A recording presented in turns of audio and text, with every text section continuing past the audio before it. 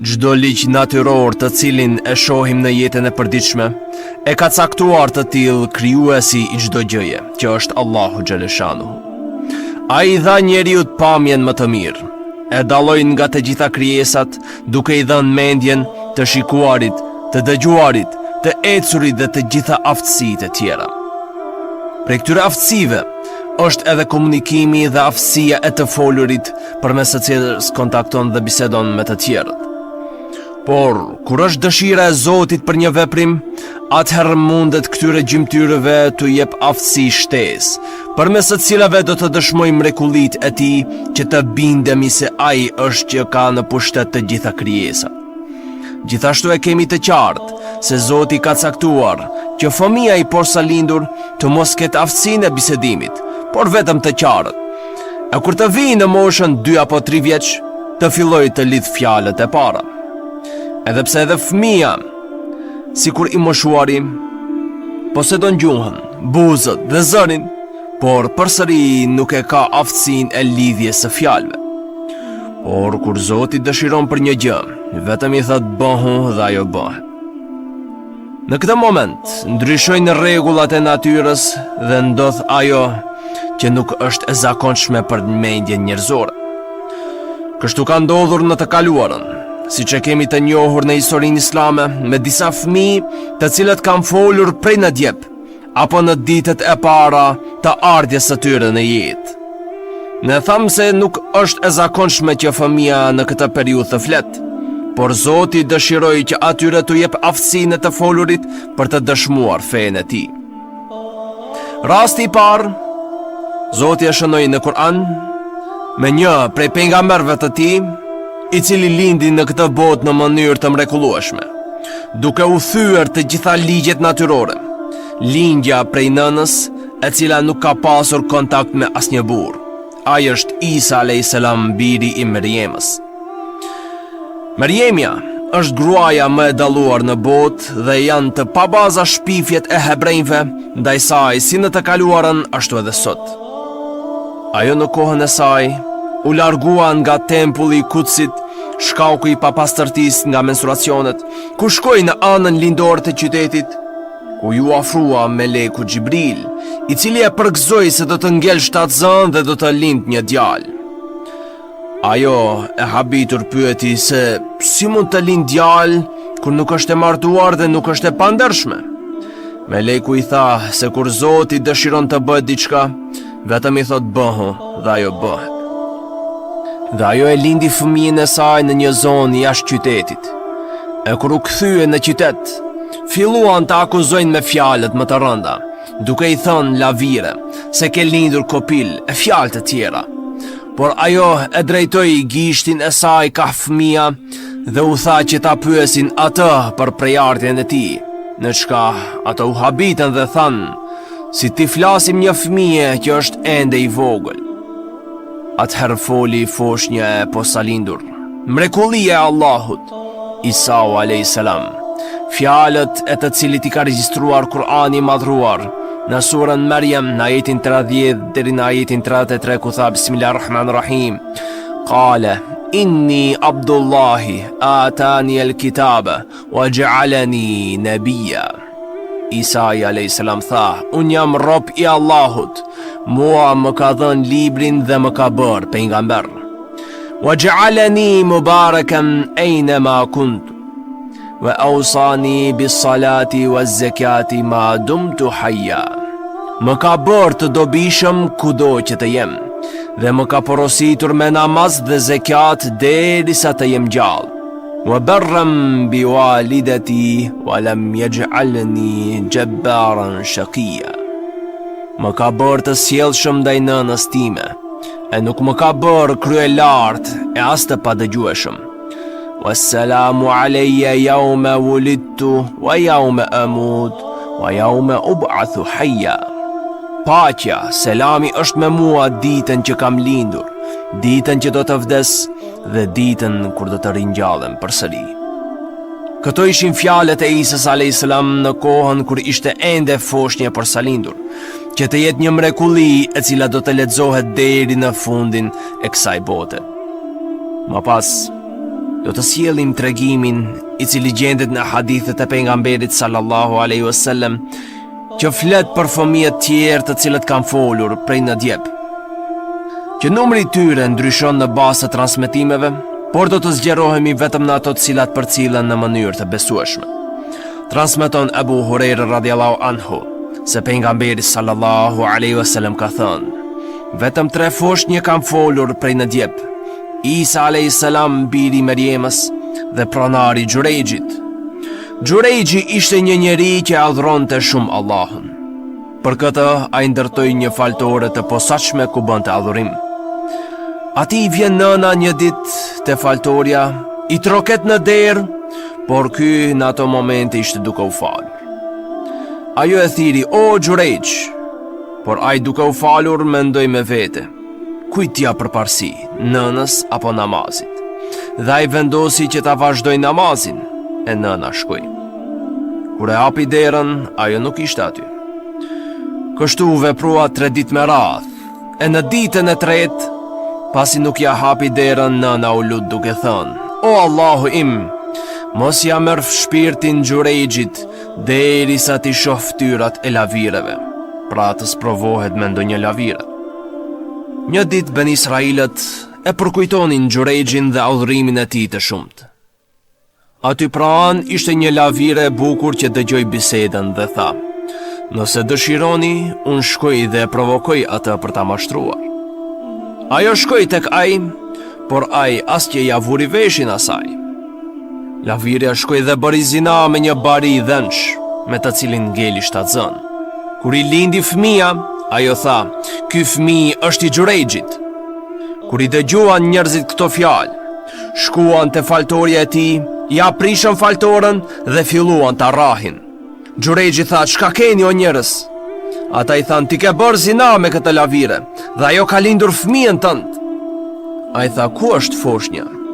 Pasi e sollën aty, ai tha: më lejoni derisa të fal namaz, dhe u fal.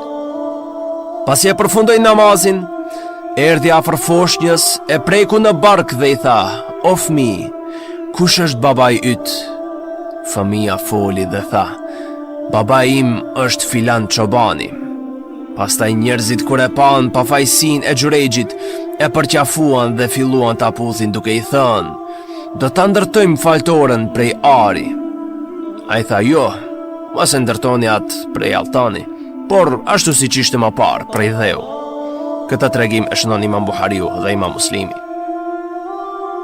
Në këtë hadith shohim se sa vlerë ka duaja e prindit për fëmijën e tij.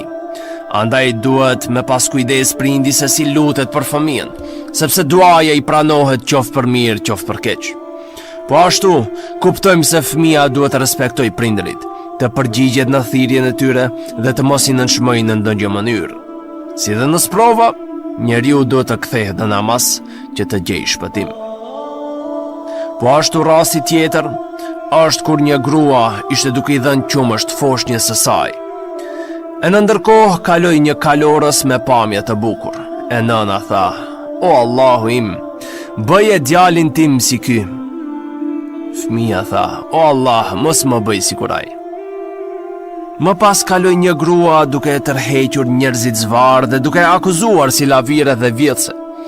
E nëna që i jepte qumësht fëmijës së vet tha: o Allahu im, mos e bëj djalin tim si kjo grua.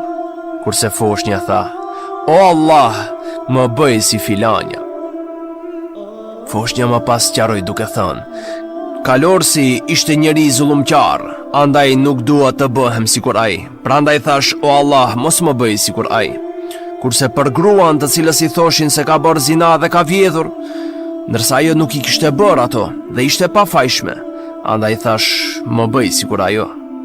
Rasti tjetër është kur një mbret zullumqar në Etiopi të Afrikës, duke dëshiruar që t'i largojnë njerëzit nga besimi, hapi hendeqe të mëdha dhe i mbushi me druj, e ndezi një zjarr të madh dhe filloi njerëzit t'i detyroj që të pranojnë fenë e tij. Ata që e pranonin i lënte të lirë, kurse ato që qëndronin në Islam dhe nuk e pranonin fenë e tij i hidhte në zjarr për së gjalli. Një grua e cila kishte foshnjën e vogël në krah, Kur e afruan afër zjarit, ajo nguroi dhe deshi të dorëzohet. Por në ato qaste, foli foshnja e vogël dhe tha, duro oj nën, sepse ti je në të drejtë. Dhe ajo u hodh në zjarr me gjithë foshnjën e saj për të ruajtur fenë. Këta hadith e shënon Imam Muslimi dhe Imam Ahmedi në musnedin e tij. Këtë ngjarje a hasim në komentet e ndryshme rreth surës Buruj. Rasti tjetër është ndodhia me shërbëtorën e vajzës së Firaunit. Një ditë, gjersa ajo krihte flokët e vajzës së Firaunit, i ra krehri prej dore, gjersa kur e mori prap tha Bismillah, në emër të Allahut.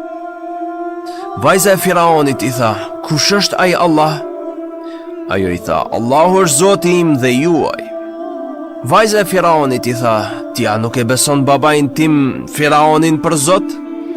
Kështu pyeti ajo sepse Firauni i detyronte njerëzit të mendojnë se ai është Zot, siç përmendet në Kur'an në ajetin 24 të surës Naziat, që kur ka dalë para popullit, ka thënë, Bismillahirrahmanirrahim, ana rabbukumul a'la, unë jam Zoti juaj më i lartë.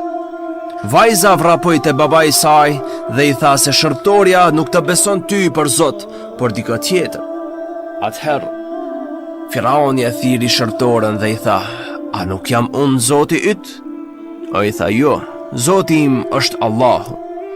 Atëherë Firauni urdhroi që të ndizet një zjarr dhe mbi të vendohet një kazan me ujë. E në moment kur do të filloj të zihej ujë, ta hedh fëmijën e parë në zjarr. Kur ja hodhën fëmijën e parë në kazanin që vlonte me ujë, i thanë se do të tërhiqet nga besimi i saj. Ajo përsëri qëndroi e palëkundur. Kur ja morën edhe fëmijën e dytë, veprua ngjajshëm, por ajo nuk u dorëzua.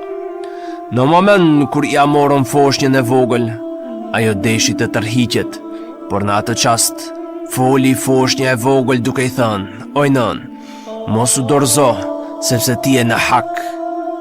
Në këtë moment ja hodhën edhe fëmijën dhe në fund e vranë edhe atë, duke mbrojtur besimin e pastër Islam. Për këtë, edhe kur kaloi pejgamberi sallallahu alaihi wasallam në xhenet, në natën e Miraxhit, nuhati një erë të këndshme dhe i tha Xhibrilit, çka është kjo erë? I tha se ajo është era e shërbëtorës së vajzës Firaunit. Po ashtu tregohet edhe për dëshmitarin e Jusufit alayhis salam, i cili u akuzua nga Zulejha. Kur Jusufi alayhis salam u thirr në dhomën e mbretreshës së Egjiptit, ajo ja mbylli derën dhe deshi ta detyroi që të kryej amoralitet me të.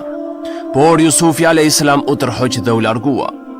Por gjatë largimit, ajo e kapi për pjesën e pasme të këmishës dhe ja shqeu këmishën. Kur hyri në dhomë mbreti, pa se çka është duke u ndodhur. E në atë çast, siç tregohet në disa transmetime, një foshnjë që ishte në djep foli duke dalë në mbrojtje të pafajësisë së Jusufit alayhis salam dhe këshilloi që të shikojnë se këmisha është e shkyer nga ana e pasme, e sikur të dëshironte ta dhunonte Jusufi alayhis salam, atëherë këmisha e tij do të ishte shqyer nga ana e parme. Këtë ndodhi e hasim në ajetin 26 të surës Jusuf. Por për dëshmitarin i cili foli ka mendime të ndryshme. Disa thonë se ishte fëmijë në djep, e disa thonë se ka qenë burr. Në koment të ajetit, Bismillahirrahmanirrahim, wa shahida shahidun min ahliha, dhe dëshmoi një dëshmitar nga familja e saj, në surën Jusuf, ajetin 27, Ibn Abbasi radiallahu anhu thot se ka folur një fëmijë që ka qenë në djep. Kështu e ka komentuar edhe Dahaku dhe Sejid bin Gjubejri. Kështu shënon edhe Bejhakiu nga Ibn Abbasi radiallahu anhu, i cili ka thënë, 4 fëmijë kanë folur prej në djep, shërbëtorja e vajzës Firaunit, dëshmitari i Jusufit alayhis salam, dëshmitari i Xhurejxhit dhe Isa biri Merjemës. Edhe prej Ebu Hurejrës radiallahu anhu, për cilët se ka thënë, Isa alayhis salam, dëshmitari i Jusufit alayhis salam dhe dëshmitari i Xhurejxhit kanë folur prej në djep. Ka pohime edhe për raste tjera, siç është deklarata Ibn Haxherit, i cili thot se Dahaku ka pohuar që edhe Jahja alayhis salam ka folur prej në djep. Baghawiu thot që edhe Ibrahimi alayhis salam ka folur prej në djep, ndërsa Waqidiu thot që edhe Muhamedi sallallahu alaihi wasallam ka folur në ditët e hershme të lindjes së tij. Gjithashtu përcillet se në kohën e pejgamberit sallallahu alaihi wasallam, një i posalindur i quajtur Mubarak el-Yamama ka folur prej në djep. Pejgamberi sallallahu alaihi wasallam e ka pyetur: "Kush jam unë?" Ai ka thënë: "Ti je i dërguari i Allahut." Atëherë pejgamberi alayhis salam i ka thënë: "Të vërtetën e ke thënë, Allahut begatoft." Por, për këto transmetimet e fundit, ka vrejtjen nga dietarët e hadithit, si dhe mund të mos jenë përcjell në mënyrë të besueshme nga pejgamberi sallallahu alaihi wasallam. Por, për rastet të cilat i sqaruam deri tash, gjenden në koleksionet e sakta të hadithit, për të na bërë të qartë se Allahu xhaleshanuhu për robërit e tij të vendosur dhe të sinqert ndryshon edhe ligjet e tij në natyrë dhe bën mrekulli. Për fund, ju ngelni përzemërsisht përshëndetur me përshëndetjen islam. Assalamu alaikum wa rahmatullahi wa barakatuh. Subhanakallahumma bihamdik, ashhadu an la ilaha illa ant, astaghfiruka wa atubu ilaik.